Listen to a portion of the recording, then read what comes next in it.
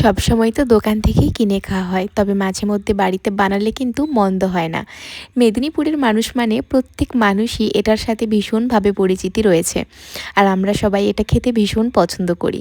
তো চলো সন্ধেবেলার আড্ডা দিয়ে হয়ে যাক আজকে চপ মুড়ি। তো এখন আমি বানাবো চপ, তার জন্য বেশ খানিকটা বেসন নিয়ে নিয়েছি। বেসনের মধ্যে লবণ, হলুদ, সাথে একটুখানি তেল দিয়েছি। দিয়ে এটাকে ভালো করে শুকনো মিশ্রণটাকে মেখে নিয়েছি। আর হ্যাঁ, অল্প একটু লঙ্কা গুঁড়োও দিয়েছি।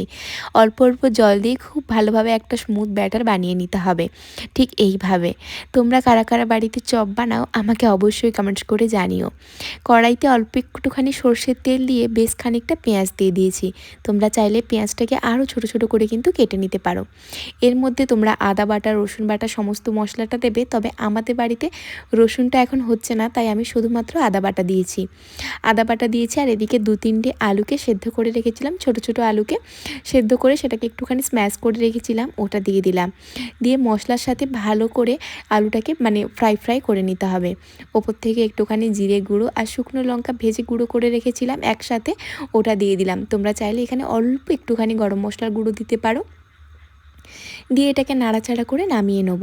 আর এই আলু ভাতেটা দিয়ে কিন্তু আমাদের এখানে পান্তা ভাত খেতে সবাই ভীষণ পছন্দ করে, আমার তো বেশ ভালো লাগে। তো এবার এটাকে আলাদা একটা প্লেটে রেখে ঠান্ডা করে নেব। এবার হাতের মধ্যে অল্প একটুখানি আলু মাখাটা নিয়ে ঠিক এইভাবে গোল করে একটু করে চ্যাপটা করে নেব। নিয়ে এটাকে যে পাত্রে রাখবে সেটার মধ্যে বেসন ছড়িয়ে রাখবে, তা না হলে এটা লেগে যাবে।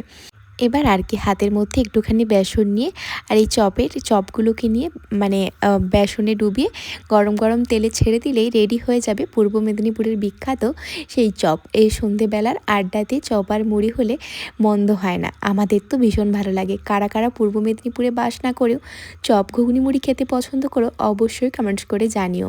বাড়িতে তৈরি এই চপটা কিন্তু আমার ভীষণ সেদিন ভালো লেগেছিল। তো চলো আজকের রেসিপি এটুকুই, টাটা।